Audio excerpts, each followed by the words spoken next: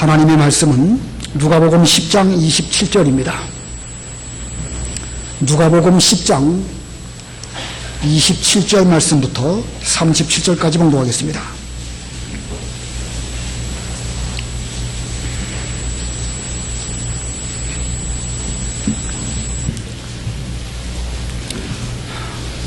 그러자 그가 대답하여 말하기를 내 마음을 다하고 목숨을 다하고 힘을 다하고 뜻을 다하여 주 너의 하나님을 사랑하고 내 이웃을 내 자신과 같이 사랑하여라 하였으며 하니 예수께서 그에게 말씀하셨다. 내가 옳게 대답하였다. 그것을 행하여라. 그러면 내가 살 것이다. 그러자 그가 자신을 옳게 보이려고 예수께 말하기를 그러면 제 이웃이 누구입니까? 라고 하였다. 예수께서 응답하여 말씀하셨다. 어떤 사람이 예루살렘에서 여리고로 내려가다가 강도들을 만났는데 그들이 그의 옷을 벗기고 때려 거의 죽게 된 것을 버려두고 가버렸다. 때마침 어떤 제사장이 그 길로 내려가다가 그를 보고 피해 지나가고 또 이와 같이 한 레위인도 그곳에 이르러 그를 보고 피해 지나가 버렸으나 한 사마리아인은 여행 중에 그가 있는 그곳에 이르러 그를 보고 불쌍한 마음이 들어 가까이 다가가서 그의 상처에 올리브유와 포도주를 붓고 싸맨 뒤에 그를 자신의 짐승에 태워 여관으로 데리고 가서 보살펴 주었다. 그 다음 날 그가 2데나리온을 꺼내어 여관 주인에게 주면서 말하기를 이 사람을 보살펴 주십시오. 당신이 더 쓴 비용은 제가 돌아올 때에 당신에게 갚겠습니다라고 하였다. 너는 이 셋 가운데 누가 강도 만난 자의 이웃이 되었다고 생각하느냐? 그가 말하기를 그를 국률이 여긴 자입니다 하니 예수께서 그에게 말씀하셨다. 너도 가서 이와 같이 하여라. 거기까지 봉독하겠습니다. 오늘 본문 28절을 보면 이 율법사가 하나님 사랑과 사람 사랑이 전 성경 말씀의 대강령입니다 라고 답을 드릴 때에 내 대답이 옳도다. 너도 가서 행하여라. 그것을 행하여라. 사랑을 행할 것을 말씀하셨습니다. 그리고 또 이 선한 사마리아 사람 그 비유를 쭉 말씀하시고 마지막에 가서 너도 가서 이와 같이 하여라. 행할 것을 명령하셨습니다. 그러므로 오늘 제목은 사랑의 실천. 오늘 제목은 사랑의 실천입니다. 우리가 지난 주일에 배운 말씀을 다시 한번 살펴보면 어떤 율법사가 예수님께 나와서 제가 무엇을 하여야 영생을 얻겠습니까? 어떤 행위를 통해서 영생 얻을 줄로 알고 그렇게 예수님께 질문을 드렸을 때에 주님께서 말씀하시기를 율법, 즉 성경에 무엇라고 기록되어 있고 너는 그것을 어떻게 읽느냐? 다시 이렇게 되질문하셨습니다.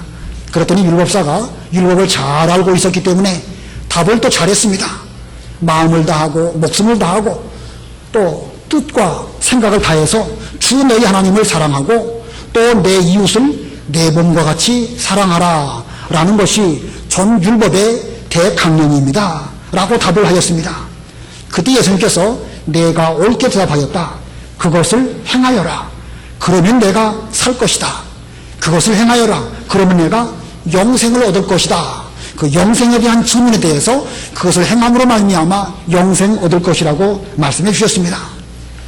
자, 이 성경 전체는 두 가지 계명으로 요약할 수 있는데 하나는 하나님 사랑, 또 하나는 이웃 사랑입니다. 둘 다 사랑이지요. 그러므로 하나님 사랑, 이웃 사랑도 한 가지로 또 요약을 한다고 하면 사랑 한 가지로 말할 수 있습니다. 그리고 그 사랑은 그 사랑을 행할 때에 실천될 때에 비로소 온전해질 수 있습니다. 우리 사람들 중에는 고상한 사랑, 형이상학적인 사랑 이런 사랑을 종종 말하곤 합니다. 플라토닉 사랑이라는 표현이 있죠. 육적인 차원을 넘어서 정신적인 사랑, 형이상학적인 고결한 사랑 이런 것을 말할 때 플라토닉 러브라고 말합니다. 인간 사회에 어느 정도 그런 면도 있기는 있겠죠. 이광수의 소설 사랑도 그런 면을 묘사한 것이고 또 좁은 문이라고 하는 소설도 있죠. 그런 것도 어느 정도는 그런 고상한 사랑을 묘사한 소설이라고 할 수가 있습니다. 그러나 그것은 어디까지나 소설 속에 있는 것이고 성경이 우리에게 말씀하시는 사랑은 그렇게 고상하기만 한 사랑, 그것을 말씀하신 것은 아닙니다. 우리의 현실 속에서 실천되지 않는 그런 사랑이라고 한다면 그것은 이론에 지나지 아니하고 철학에 지나지 아니합니다. 그래서 주님께서 선한 사마리아 사람 비유로 잘 알려진 본문을 통해 가지고 하나님의 최고의 사랑을 실천하신 예수님을 비유하여 말씀하셨습니다. 그러므로 본문에 이 강도 만난 사람은 바로 바로 자신인 것을 우리가 이 시간 확실하게 알아야 될 것이고, 선한 사마리아 사람은 예수님이라는 사실을 기억해야 됩니다. 강도 만난 자는 누구라고요? 나 자신입니다. 선한 사마리아 사람은 바로 예수님을 가리키는 것입니다. 그리고 이 비유의 결론에 가서 너도 가서 이와 같이 하여라. 너도 가서 예수님께서 우리에게 사랑을 실천하신 것처럼 그와 같은 사랑을 실천하라. 이렇게 말씀하셨습니다. 다시 말하면 전에 강도 만났다가 죽을 뻔한 우리들이었지만 선한 사마리아 사람이신 예수님께서 우리에게 그 사랑을 실천해 주심으로 우리에게 영생을 주셨습니다. 예수님께서 사랑으로 우리를 치료해 주셨죠? 영생을 얻었습니다. 그런데 영생 얻은 그것만으로 머물지 말고 이제는 너도 가서 예수님께서 실천하신 그 사랑을 실천함으로 말미암아 다른 사람들을 구원하고 다른 사람들에게 영생을 끼치는 그런 역할을 하라는 것입니다. 물론 우리가 그들에게 영생을 줄 수는 없습니다. 그러나 우리가 예수님의 사랑을 생활 가운데서, 삶 가운데서 실천한다고 하면 그 사랑은 곧 그로 하여금 예수님에게로 인도하는 그런 열매를 맺게 될 것이고, 그도 구원을 얻는, 그도 영생을 얻는 그런 열매를 얻게 될 것입니다. 자, 다시 정리하면 하나님의 사랑의 실천으로 인하여 우리는 영생을 얻었습니다. 오늘 본문의 비유는 이 율법사가 무엇을 하여야 영생을 얻겠습니까? 영생에 관한 주제로 지금 계속 말씀이 진행되어지고 있죠. 우리에 대한 영생은 하나님의 사랑이 예수님의 십자가와 부활로 말미암아 우리에게 실천되어질 때에 그것으로 우리는 영생을 얻었습니다. 그런데 영생 얻은 그것으로 모든 것이 끝난 것이 아니라 이제부터는 우리가 그 영생을 계속해서 다른 사람들에게 또 이렇게 전파할 수 있는 그런 우리가 되어야 됩니다. 그래서 구원을 이루어간다, 중생한 영혼이 자라난다, 영생을 취한다 라는 것은 이미 영생 얻은 우리들이 영적 활동을 계속해서 함으로 말미암아 우리의 생활 가운데 사랑을 실천하여서 내게 주신 바 그 영생을 다른 사람에게도 나누어주고 점점 진리운동이 잘 나타나게 되어지는 것, 이것이 바로 우리가 해야 될 일인 것입니다. 그러므로 영생 얻은 것에만 머무시지 말고 다른 사람들도 우리도 잘 인도해서 그들을 진리 가운데로 영생 얻도록 이렇게 하는 것이 우리의 본분입니다. 그래서 결론적으로 너도 가서 이와 같이 하여라 이렇게 말씀하신 것입니다. 오늘 중요한 말씀인데 우리 다 같이 한번 따라서 하시겠습니다. 너도 가서 이와 같이 하여라. 너도 가서 이와 같이 하여라. 오늘 말씀이 다 중요하겠지만 이 말씀만 잘 기억하셔도 오늘 전체 설교를 잘 생각하실 수 있을 것입니다. 앞으로 기도하실 때마다 내게 주신 바 사랑을 기억하면서 너도 가서 이와 같이 하여라 라고 하신 예수님의 분부의 말씀 그대로 실천할 수 있는 우리가 되어야 되겠습니다. 오늘 본 비유는 성경의 모든 말씀들이 다 은혜롭지만 탕자 비유와 더불어 선한 사마리아 사람 이 비유, 가장 은혜로운 비유가 아닐까 생각이 듭니다. 그러므로 저도 그렇고 여러분 모두들도 이 말씀을 통하여 내게 베풀어 주신 예수님의 사랑을 깨닫게 되시기를 바랍니다. 그리고 우리 모두가 그 사랑을 실천함으로 더 이상 사랑이 없다 이런 말 듣지 말고 오히려 반대로 사랑이 충만하다, 사랑이 차고 넘치는 좋은 교회다 이런 말을 듣게 되기를 바랍니다. 그래서 우리가 실천하는 사랑으로 말미암아 많은 사람도 영생을 얻게 되기를 바랍니다. 그러기 위해서는 반드시 이 본 비유가 내게 주신 말씀으로 받아들여질 때에 우리는 이 말씀의 능력과 힘을 입어가지고 우리도 사랑을 실천할 수 있는 것이고 우리 주변에 하나씩 사랑으로 다른 모든 것들을 점령하고 지배해서 사랑 충만한 우리 명문교회가 될 줄을 믿습니다. 자, 오늘 본문의 이 흐름을 따라서 세 대지로 말씀을 전하겠습니다. 첫 번째 대지는 실천되지 않는 사랑입니다. 실천되지 않는 사랑. 29절부터 32절까지 읽어보세요. 29절. 그러자 그가 자신을 옳게 보이려고 예수께 말하기를 그러면 제 이웃이 누구입니까? 라고 하였다. 예수께서 응답하여 말씀하셨다. 어떤 사람이 예루살렘에서 여리고로 내려가다가 강도들을 만났는데 그들이 그의 옷을 벗기고 때려 거의 죽게 된 것을 버려두고 가버렸다. 때마침 어떤 제사장이 그 길로 내려가다가 그를 보고 피해 지나가고 또 이와 같이 한 레위인도 그곳에 이르러 그를 보고 피해 지나가 버렸으나 어떤 사람이 예루살렘에서 여리고로 내려가다가 강도를 만나게 되었는데 그의 물건도 다 강도 당했을 뿐만 아니라 때려가지고 거의 죽게 된 상태에서 길가에 버려지게 되었고 강도들은 그런 상태로 두고 그냥 가버렸습니다. 여기 강도 만난 어떤 사람, 본문에 특별한 언급이 없는 것으로 볼 때에 그는 유대인으로 해석이 되어질 수 있습니다. 이 예루살렘이라는 도시는 해발 800m 정도에 있는 그런 그 도시이고 여리고는 그 해수면보다 그 밑으로 200m 내려간 그런 지역에 있는 섬읍입니다. 그러므로 예루살렘에서부터 여리고까지 그 고도의 차이는 800 더하기 200 대략 한 1000m 정도 차이가 나는 그런 그 곳입니다. 상당히 높은 차이가 나죠. 그러므로 거기는 급격한 경사이고 그래서 사람들이 잘 다니지 아니하고 강도들이 많이 출몰하는 그런 곳이 바로 여리고로 내려가는 그 길입니다. 여리고에서 조금만 더 내려가면 요단강이 있는데 성경은 요단강을 우리에게 죽음의 요단강이라고 말씀하고 있고 요단강에서 조금만 더 내려가면 죽음의 바다 사해가 있습니다. 이 지구상에서 가장 낮은 저지대가 바로 이 사해 바다인 것입니다. 우리 사람들은 본래 하나님의 형상대로 지음을 받은 그런 존재이기 때문에 하나님을 섬기며 예배하는 이런 존재로 지음을 받았습니다.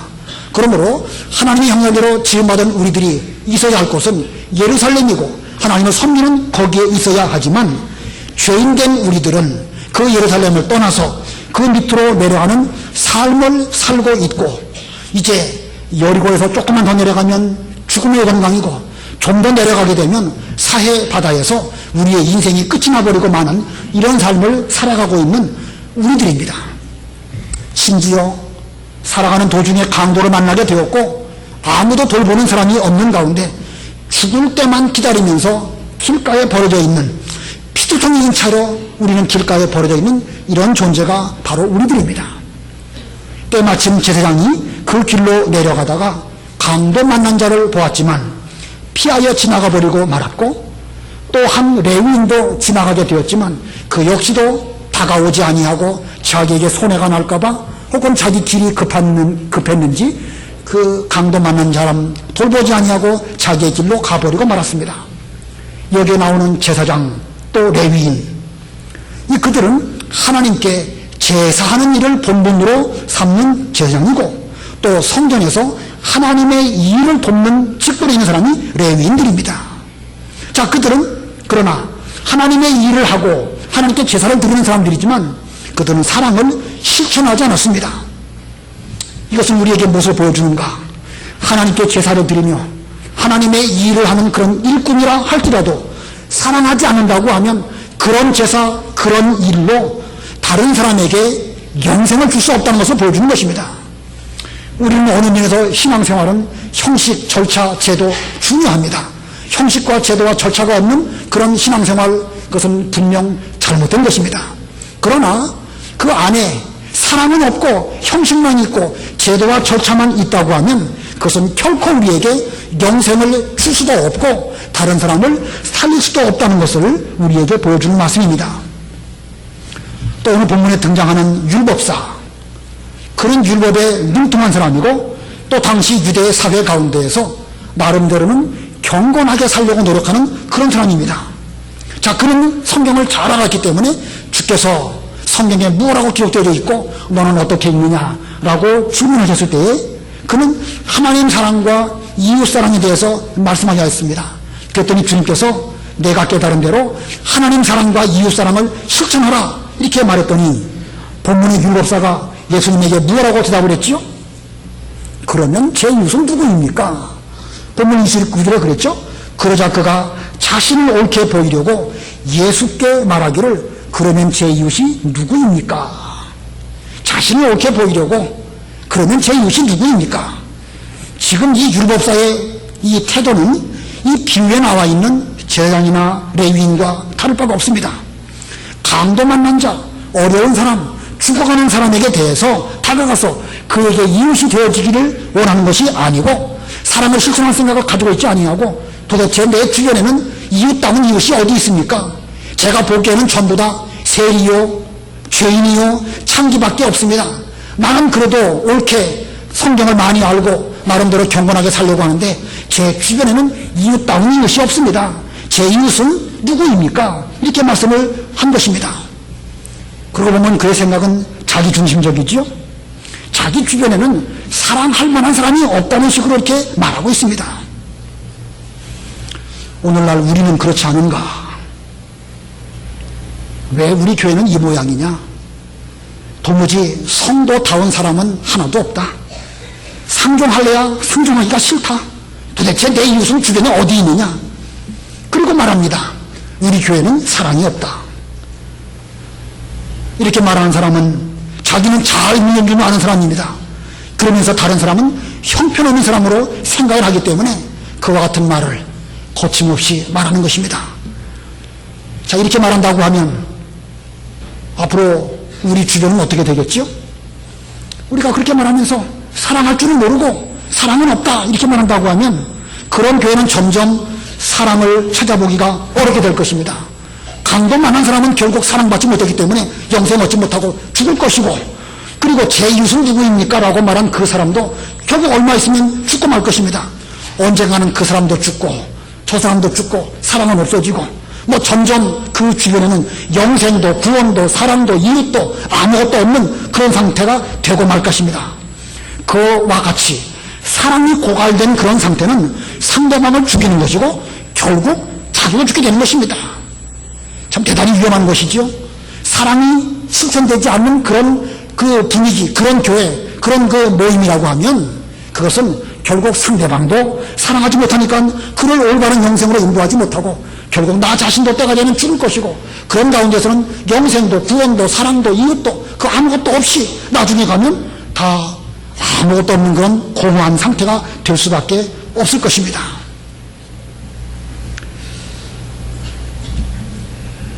사랑이 실현되지 않는 그런 교회가 되지 않도록 우리 모두는 정신을 바짝 차리고 이 말씀 앞에서 내가 그와 같은 사람입니다. 진심으로 회개하고 앞으로 사랑할 수 있는 이런 교회가 되기를 바랍니다.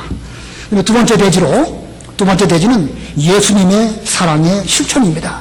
예수님의 사랑의 실천. 본문 33절로 35절 읽어보세요. 33절. 한 사마리아인은 여행 중에 그가 있는 그곳에 이르러 그를 보고 불쌍한 마음이 들어 가까이 다가가서 그의 상처에 올리브유와 포도주를 붓고 싸맨 뒤에 그를 자신의 짐승에 태워 여관으로 데리고 가서 보살펴 주었다. 그 다음날 그가 2 데나리온을 꺼내어 여관 주인에게 주면서 말하기를 이 사람을 보살펴 주십시오. 당신이 더 쓴 비용은 제가 돌아올 때에 당신에게 갚겠습니다. 라고 하였다. 예, 한 사마리아인이 여행을 하다가 이 강도 만난 자가 쓰러져 있는 그곳에 이르게 되었습니다. 여기 사마리아 사람, 여러분 잘 아시는 대로 예수님을 비유하는 그런 이 사람입니다. 왜 예수님을 사마리아 사람으로 비유하셨을까? 한번 좀 생각해 보시고 뒤에 가고 그 물에서 다시 한번 살펴보려고 합니다. 자, 이 사마리아인이 강도 만난 자를 보게 되었습니다. 자기는 사마리아 사람이고 강도 만난 그 사람은 뭐 유대인이든지 아니면 뭐 다른 사람이었기 때문에 사마리아인은 분명 아니었을 것입니다. 그러면서 볼 때에 이 사마리아 사람은 강도 만난 그 사람에게 대해서 가까이 다가가서 그를 불쌍히 여기는 그럴 의무나 필요, 어쩌면 인간적으로 그런 의무는 그에게 없습니다. 그럼에도 불구하고 이 사마리아 사람은 그를 불쌍히 여겼습니다. 아무도 가까이 하기 싫어하는 그에게 가까이 다가갔습니다. 그리고 기름과 포도주로 그 상처를 잘 싸매어 주었습니다. 이 죽어가는 그 사람을 살려내기 위해서 얼마나 정성껏 그 사람을 치료해 주었는지 성경에는 간단하게 기록되어 있지만 그의 수고가 얼마나 컸는지 우리는 잘 머릿속으로 생각해 봐야 될 것입니다. 그리고 자기 짐승에 태워서 여관으로 데리고 갔다. 옛날 시대의 짐승, 그 탈 것은 그 사람의 신분과 직위를 나타냅니다. 이 사마리아 사람은 비록 성경에는 사마리아 사람이라고 표현되어 있지만 그는 분명 고귀하고 존귀한 직분에 있는 그런 분이었습니다. 그럼에도 불구하고 자기는 그 짐에서 내리시고 그 감당만한 그 사람을 태우시고 전적으로 희생해서 그 사람을 데리고 여관으로 데리고 갔습니다. 그리고 그 여관 주인에게 앞으로 이 사람을 잘 돌봐달라고 2데나리온을 주면서 나는 이제 여행 중에 있어서 이제 길을 갈 수밖에 없지만 내가 다시 돌아온 뒤에는 당신이 수고한 대로 내가 반드시 상급으로 갚아주겠소. 이런 약속을 하고 떠나가 버렸습니다. 자, 이 본문에 나와 있는 사마리아 사람의 실현한 사랑이 무엇인가? 먼저는 불쌍히 여겼다고 그랬죠? 예, 불쌍히 여겼습니다. 두 번째로는 가까이 다가갔다고 그랬습니다. 세 번째로는 포도주와 기름으로 상처를 잘 치료해 주었습니다. 네 번째로는 여관으로 인도해서 여관 주인에게 잘 부탁을 했습니다. 그리고 다섯 번째는 앞으로 다시 돌아올 때에 갚아주시겠다고 약속하셨습니다. 자, 5가지 본문의 내용의 흐름상으로 이해하신다고 하면 크게 뭐 어렵진 않을 것입니다. 한번 해볼까요? 이 사마리아 사람이 실천하신 사랑, 첫 번째는 불쌍히 여겼고, 두 번째는 가까이 다가오시고, 세 번째는 치료해 주었고, 네 번째로는 여관으로 인도해서 여관 주인에게 부탁하셨고, 다섯 번째는 다시 돌아올 것을 약속하시고 그때에 수고한 모든 것들을 갚아주겠다 이렇게 약속하셨습니다. 이것이 예수님께서 강도 만난 자 같은 우리에게 베풀어 주신 사랑의 실천입니다.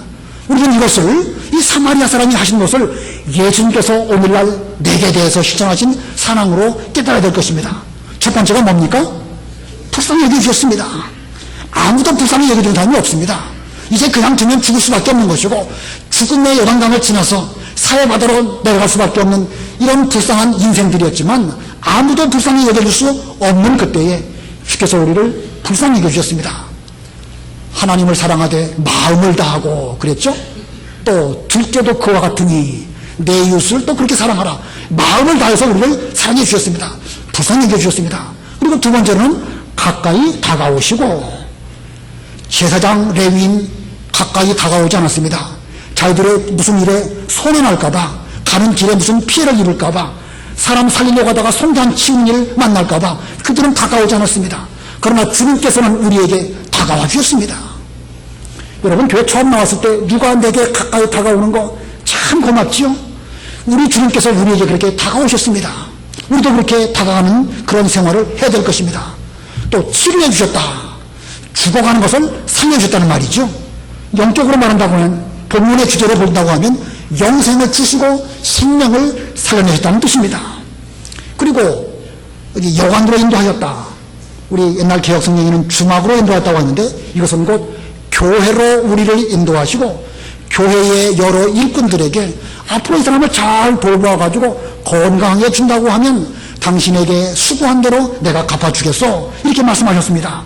하나님께서 우리 모두를 영생을 주실 뿐만 아니라 하나님의 교회로 인도하시고 오늘날까지 하나님의 종들과 여러분들 위해서 수고하시는 여러분들을 통해 가지고 지금까지 많은 은혜와 사랑을 베풀어 주셔서 우리가 이만큼 건강하게 된 것입니다. 그리고 다섯 번째가 뭡니까? 다시 돌아오실 것을 약속하셨습니다. 지금 이 사마리아 사람 예수님은 여행 중에 계셨습니다.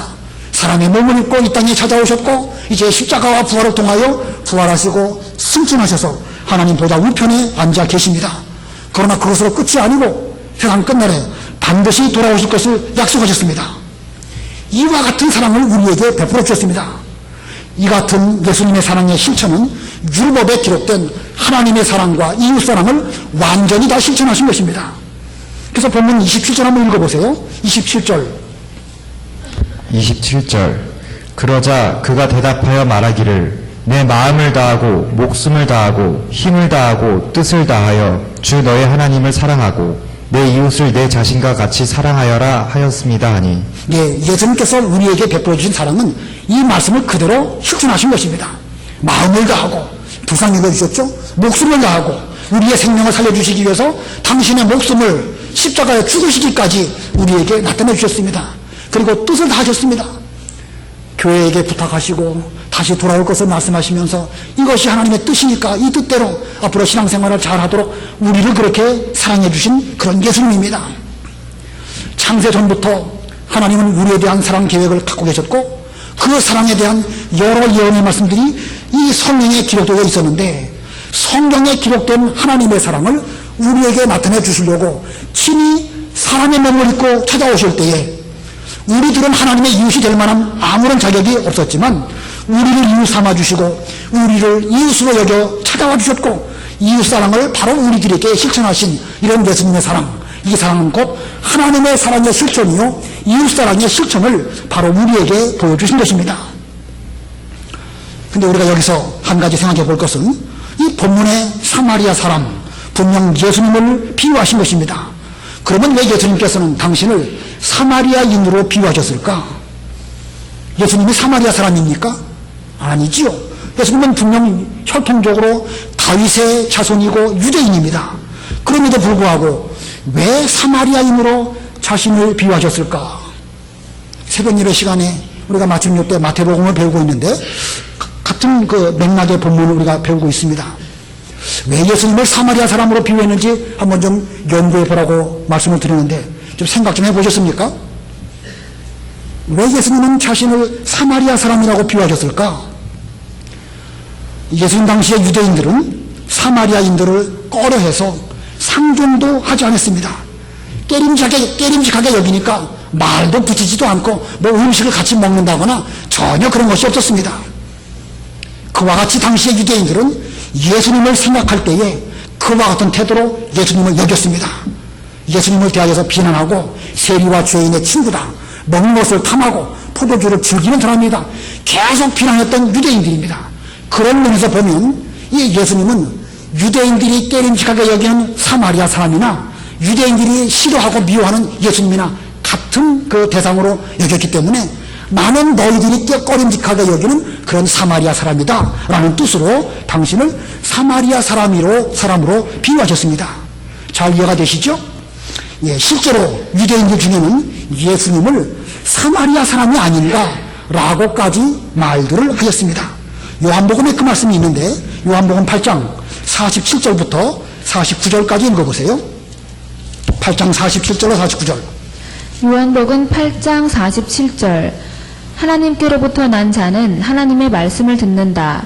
그러므로 너희가 듣지 않는 것은 너희가 하나님께로부터 나지 않았기 때문이다. 유대인들이 대답하여 말하기를 우리가 당신을 사마리아 사람이라고도 하고 악령 들렸다고도 말하는 것이 옳지 않소 하니 예수께서 대답하셨다. 나는 악령 들리지 않았다.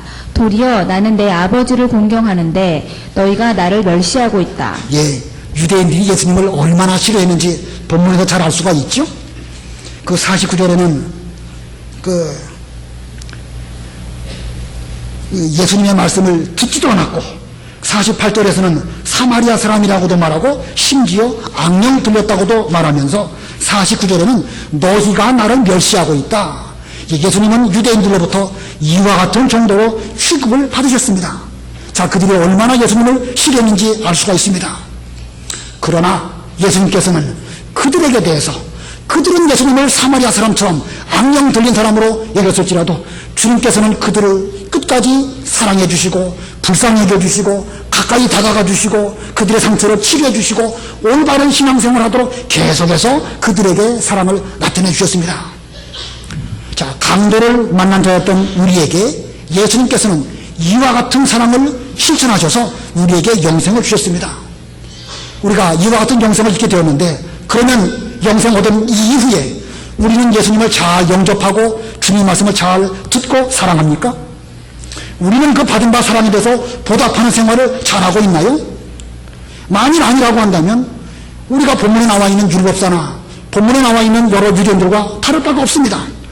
자기는 율법에 정통한 줄 알고 자기는 경건한 줄 알면서도 그러면 제 이웃은 누구입니까? 라고 하면서 사랑을 실천하지 않는다고 하면 우리가 바로 율법사고 우리가 바로 이 유대인들과 다를 바가 없습니다. 얼마나 오래 믿었고 얼마나 많은 진리를 배웠고 얼마나 귀한 은혜를 많이 받았음에도 불구하고 우리는 이론적으로는 성경을 쨍하고 잘 알지만 그 사랑을 실천하지 않는다고 하면 우리가 바로 율법사고 우리가 바로 바리새인이고 우리가 바로 유대인과 다를 바가 없는 것입니다. 강도 만난 자가 바로 우리 자신입니다. 이 말씀은 쉽게 수납이 됩니다. 저도 그렇고 여러분도 그렇고 우리는 과거에 다 강도 만난 그런 사람이었습니다. 그런데 우리가 바로 율법사고 너희가 바로 바리새인이고 너희가 바로 유대인이다. 수납이 잘 되십니까? 저도 조심스럽습니다. 저도 이 강단에서 여러분들에게 대해서 당신들이 다 바리새인들이요 당신들이 유대인이다 이렇게 말하면 저도 마음이 불편하고 뭐 그런 뜻으로 말하고자 하는 것은 결코 아닙니다. 다만 우리는 이 성경 말씀이 오늘날 우리에게 주시는 저에게 주시는 말씀이라고 여긴다고 하면 내 자신이 바로 이 본문에 나와 있는 율법사와 다를 바가 없습니다. 이렇게 생각하면서 이 말씀을 받아야 이 말씀이 내게 대하여 살아있는 하나님의 말씀이 될 것입니다. 반드시 내게도 율법사와 같고 유대인들과 같은 그런 면이 있음을 발견해야 됩니다. 이것을 이후부터 고치려고 노력을 하여야 오늘 이 예배가 우리에게 은혜가 되는 것이고 의미가 있는 것입니다. 오늘 이 시간 예수님의 말씀을 듣는 우리 모두가 강도 만난 자였음을 우리는 감사하면서 이제는 영생 얻은 면에 대해서 감사하면서 또 율법사와 같은 면이 우리에게 있는 줄 알고 그 면을 회개하는 그런 우리가 되어야 되겠습니다. 이와 같은 율법사에게 이와 같은 우리들에게 선한 사마리아 사람이신 예수님께서 명령하십니다. 너도 가서 이와 같이 하여라. 너도 가서 예수님께서 사랑을 실천하신 것처럼 그와 같은 사랑을 실천하여라 라고 말씀하셨습니다. 그래서 세 번째 대지가 우리가 실천해야 할 사랑입니다. 우리가 실천해야 할 사랑. 36절 37절 읽어보세요. 36절 너는 이들 셋 가운데 누가 강도 만난 자의 이웃이 되었다고 생각하느냐? 그가 말하기를 그를 긍휼히 여긴 자입니다 하니 예수께서 그에게 말씀하셨다. 너도 가서 이와 같이 하여라. 예수님께서 율법사에게 물으십니다. 이 셋 중에서 누가 강도 만난 자의 이웃이라고 생각하느냐? 이 셋 중에서 누가 강도 만난 자의 이웃이라고 생각하느냐? 그건 율법사가 말한 것과 예수님께서 물으시는 이 말 비슷한 말씀인 것처럼 보이지만 관점이 다릅니다. 29절에는 제 이웃이 누구입니까? 나는 괜찮은데 내 주변에는 누가 좋은 이웃이라고 볼 수 있겠습니까? 지금 이 율법사는 자기 중심적으로 자기는 선한데 놓고 내 주변에는 어떤 이웃이 있습니까? 라고 물었지만 주님께서는 이 강도 만난 자의 이웃이 누구이냐? 이 강도 만난 그 불쌍한 사람에 대해서 누가 그에게 다가가서 이웃이 될 수 있겠느냐? 지금 강도 만난 사람 중심으로 주께서 말씀하셨습니다. 관점이 달라요. 율법사는 자기를 의로운 대로 놓고 내 주변에 누가 이웃입니까? 라고 물었지만 주님께서는 강도 만나서 어려운 가운데 죽어가는 그 사람을 위해서 진정으로 이웃이 되어질 사람이 누구라고 생각하느냐? 누가 이웃이 되어질 수 있겠느냐? 이렇게 말씀하신 것입니다. 자, 이런 관점의 차이도 있고 이러한 예수님의 질문에 대해서 이 셋 중에 누가 강도 만난 자의 이웃이라고 생각하느냐? 이런 질문에 대해서 이 율법사는 무엇라고 대답을 하여야 정상적인 대답일까? 예수님께서 지금 이 순간 우리들에게 이 셋 가운데 누가 강도 만난 자의 이웃이라고 여겨지느냐? 라고 물으신다고 하면 우리는 뭐라고 대답을 하겠죠? 제사장, 레위인, 사마리아 사람 이 셋 가운데에서 한 사람을 말할 것입니다. 뭐라고 말해야 되겠죠? 사마리아 사람입니다. 이렇게 대답을 해 정상입니다.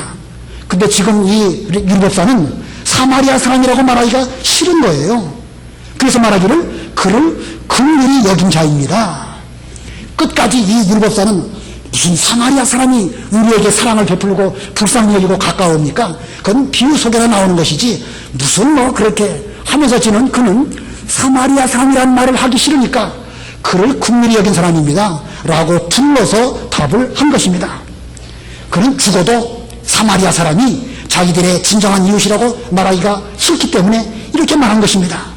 율법사의 이런 마음은 예수님의 교훈에 대해서 끝까지 받아들이지 않으면서 계속해서 주의 교훈의 말씀을 거부하는 사마리아인에 대한 거부가 곧 예수님의 교훈에 대해서 거부하는 태도로 이렇게 나타나고 있습니다. 자, 얼마나 이 율법사가 주의 말씀을 잘 안 들었는지 알 수가 있겠죠? 만약에 우리가 이렇게 말할 때에 상대방이 끝까지 말을 듣지 않고 거부한다고 하면 우리 같으면 어떻게 하겠죠? 받기 싫으면 관둬라. 이 요긴하고 중요한 진리를 끝까지 안 받겠단 말이냐? 그럼 관둬라. 우리도 전도하다 보면 그런 경우가 있죠. 전도지 줄 때에 우리는 선한 마음으로 복음을 전하는데 상당히 적극적으로 반항하는 그런 사람이 있습니다. 우리는 그때 마음을 어떻게 먹죠?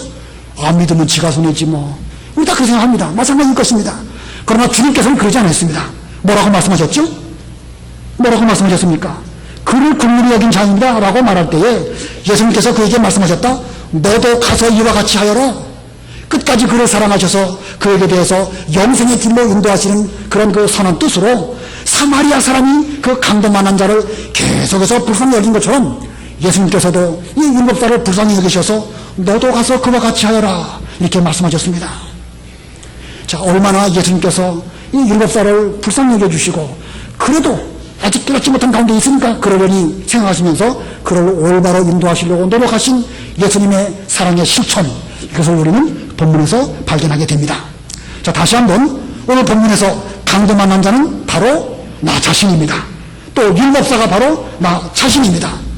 이런 자에게 예수님께서 끝까지 포기하지 아니하시고 말씀으로 찾아와 주시고 깨닫기 쉽도록 비유로 말씀해 주셨고 우리가 강도 만난 자였었는데 예수님께서 포도주와 기름으로 우리에게 상처를 부어주셔서 치료해 주심으로 말미암아 영생 얻게 된 것을 우리에게 일깨워 주시면서 예수님께서 너에게 영생을 준 것처럼 너도 가서 그 사랑을 너의 삶 가운데 실천함으로 다른 사람들도 영생 얻는 길로 잘 인도하도록 하여라. 이것이 영생 얻는 자가 계속 영생을 취하는 것이고 중생한 영혼이 자라나는 것이고 구원을 이루어가는 것이다 라고 영생에 대한 어려운 도리를 이렇게 말씀해 주신 것입니다. 우리 모두 바라옵기는 이 한 사람 한 사람 모두가 이 말씀을 순종해서 이제 가서 예수님께서 우리에게 실천해 주신 그 사랑을 우리도 실천하는 그런 우리들이 되기를 바랍니다. 사람으로서는 우리가 이 사랑 실천할 수 없지만 주께서 내게 대해서 어떻게 사랑해 주는가 그것을 깨닫는다고 하면 우리도 예수님처럼 이 사랑을 실천할 수 있을 것입니다. 믿음으로 한다고 하면 할 수 있습니다. 사람으로서는 할 수 없지만 하나님으로서는 할 수 있다고 말씀하셨으니까 아무쪼록 우리도 이와 같은 사랑을 실천함으로 말미암아 우리 교회는 사랑이 없다 이런 말 더 이상 하지도 말고 듣지도 않기를 바라고 그 반대로 사랑이 충만한 명림교회다 이런 말씀을 잘 듣는 우리 교회가 되기를 바랍니다. 잠깐 동안 말씀을 생각하시고 기도하시기 바랍니다.